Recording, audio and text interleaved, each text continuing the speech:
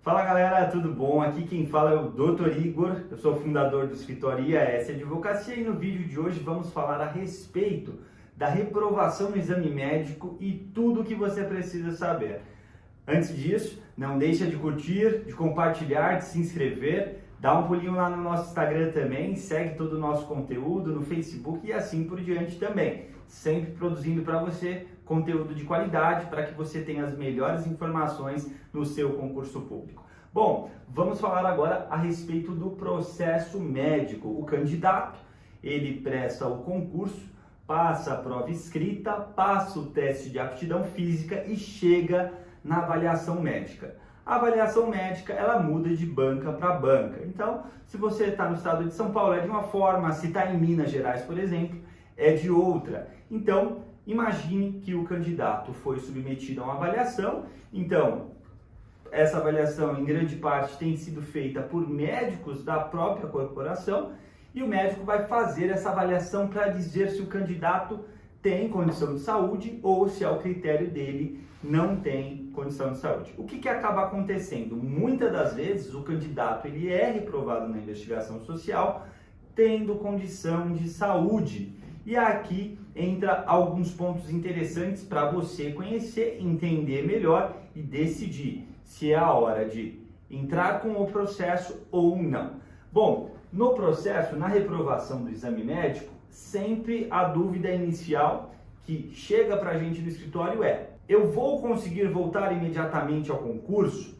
A forma que o candidato consegue voltar ao concurso é através da tutela antecipada. Uma dica interessante: se você vê algum advogado falando sobre liminar, entenda liminar como um termo alternativo. Não é essa a expressão correta. A expressão correta é tutela antecipada. Muitos candidatos se preocupam. Essa é a decisão que ocorre geralmente nos 5 primeiros dias do processo e que poderá autorizar por intermédio do juiz se você vai para a fase seguinte ou não, tá certo? Qual que é a grande preocupação? Como o candidato poderá escolher? Então vamos imaginar, tem um candidato que chega para o escritório e fala: Igor, eu não quero eliminar, eu só quero ganhar esse processo se for 100%, com a decisão final. O que muda? Se o candidato não pede a liminar, a decisão que virá a respeito da anulação ocorrerá aproximadamente no prazo de um ano e meio. Então ele vai esperar todo o trâmite do processo para só ao final retornar para a etapa seguinte. Não é a regra, né? A grande maioria pede, fala: Igor, eu quero a decisão de urgência, quero a tutela antecipada. Como eu disse, muitos falam: eu quero eliminar, né? E a gente já tem essa expectativa de conseguir essa decisão nos 5 primeiros dias do processo. O segundo ponto que eu achei mega interessante falar com vocês é: todo processo de reprovação no exame médico, ele precisa de um laudo de um médico. Então lembra, eu sou advogado que vou defender o meu cliente. O meu cliente precisa, se ele reprovou no exame médico por uma questão de uma cicatriz, ele precisa trazer um documento médico que comprove que aquela cicatriz está ok e que não é um impedimento de saúde, nem físico, nem profissional para aquele candidato. Preste atenção, se o laudo inicial que o nosso cliente traz para a gente é um laudo que fala que a reprovação foi indevida, as chances da decisão de urgência ser concedida favoravelmente ao candidato, ela é muito alta. Por quê? Porque a gente está falando: olha, juiz, o Estado reprovou esse candidato falando que ele não tinha condição de saúde, mas nós temos um laudo médico que comprova a plena condição desse candidato. O que o juiz vai falar? Bom, diante dessa aparência, diante desta prova, fica evidente e fica preenchidos os requisitos, concedo a decisão. O que isso faz? Permite que o candidato saia da fase do exame médico como reprovado e já tem uma publicação no Diário Oficial permitindo com que ele seja convocado para o exame psicológico, no caso de estar no estado de São Paulo, tá certo?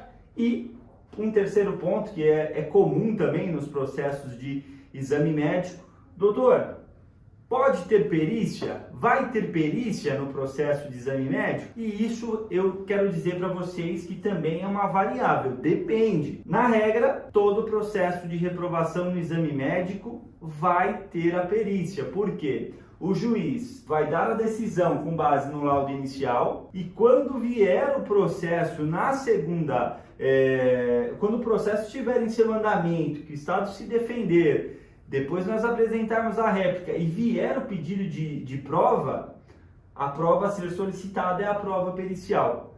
Então a gente sempre pede a prova pericial para quê? Entenda bem, para que através da prova pericial o candidato ele tenha mais um argumento favorável a ele, porque se um médico disse que ele está apto, muito provavelmente o perito, que vai ser também o médico, vai fazer a avaliação de forma semelhante e são grandes as possibilidades que o laudo pericial saia como favorável ao candidato. Com esse laudo favorável, o que acontece? O juiz vai proferir uma decisão de anulação. É aqui que o processo é anulado, sendo que na liminar, na tutela antecipada, é apenas antecipado o objetivo final do processo. Aqui eu coloquei duas setinhas, uma para o laudo e uma da perícia. Qual que é a expectativa do processo médico? Vamos falar novamente de números, mas nesse caso vamos tomar um pouco mais de cuidado,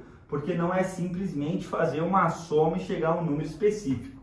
Quando a gente fala de expectativa, é sempre legal o candidato entender o seguinte: se ele tem um laudo que fala que ele é apto, então a expectativa dele é boa. Se ele tem uma perícia que fala que ele está apto, a expectativa dele também é boa. Ou seja, tendo duas expectativas positivas, não dá para imaginar que esse processo vai ser julgado desfavorável ao candidato. Agora, se o laudo estiver favorável e a perícia não, o que pode acontecer? Pode ser que o juiz tenda para o lado do Estado. E um último ponto interessante, é possível que o seu processo seja julgado sem perícia.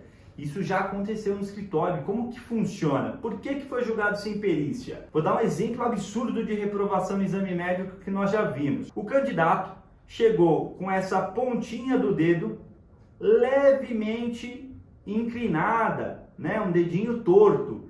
E isso foi motivo de reprovação.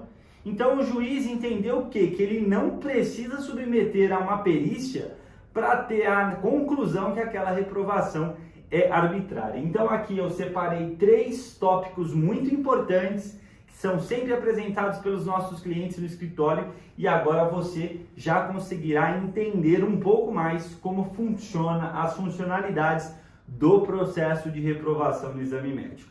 Não esqueça de curtir, compartilhar, fazer o seu comentário se você tem alguma dúvida ou gostou ou tem algum apontamento pra gente. E como eu disse no início, curte, compartilhe e se inscreva em todos os nossos canais. Um forte abraço e obrigado pela atenção.